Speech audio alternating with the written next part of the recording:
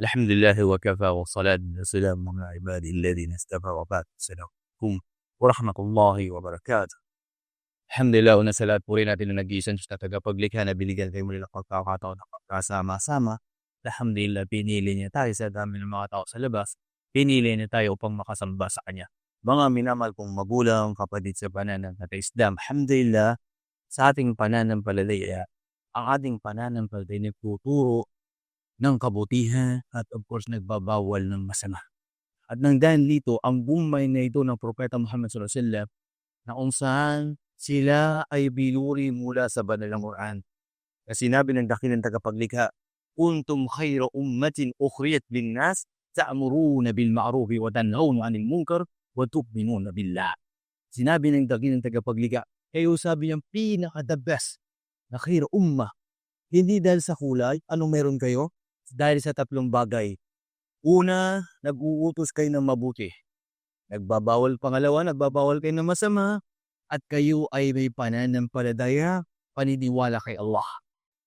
At dito na kung saan tayo ay inutusan ng dakilang tagapaglikha, na kung saan pinag-utos sa atin, waltakum minkum ummatun yad'una ila al-khayr wa ya'muruna bil ma'ruf wa yanhauna 'anil munkar wa tu'minuna billah. Magkaroon kayo ng pamayanan. Itong pamayanan na ito na kung saan ay nag-uutos ng mabuti, nagbabawal ng masama, at may paniniwala, pananampalataya kay Allah.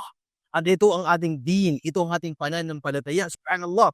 Yung culture of security na meron tayo dito, alhamdulillah sa Davao, na kung saan nakikita rin sa Quran, Sunnah, matagal na panahon na kung saan dapat in-implement ng bawat isa sa atin, sino mang may kakayang para dito. Sa isang hadith pa na binanggit ng mahal na sugo sallallahu alaihi wasallam, man ra'a minkum munkaran falyughayyiru biyadihi, fa in lam yastati' fa bilisanihi, fa in lam yastati' fa biqalbihi, wa dhalika 'adaful iman. Sino man nakakita sa inyo ng munkar, mga masamang gawain, kung kaya niyong pigilan sa pamamagitan niyong kamay, gawin ninyo. At kung hindi naman, sa pamamagitan ng inyong mga dila, at kung hindi naman kahit sa puso ninyo, ng bagay na yun na kung saan ay hit na hit ninyo yan. At ito yung pinakamababang iman, antas na iman.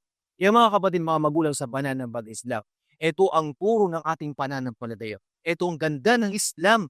Nagtuturo ng mga gawaing kabutihan, nagtuturo sa mga bagay na kung saan ikakabuti natin sa mundo hanggang sa kabilang buhay at nagbabawal din naman ng masama. Mga masamang gawain, mga gawain na kung saan ay ipinagbabawal ni Allah subhanahu wa ta'ala. Ang igit lalo doon na kung saan andun dapat yung pananampalataya. Ito ang turo ng ating pananampalataya.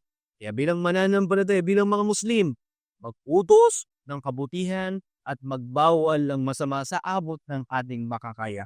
Maraming salamat. Hanggang dito na lamang. Wa akhir da'wana alhamdulillahi rabbil alamin. Assalamualaikum warahmatullahi wabarakatuh.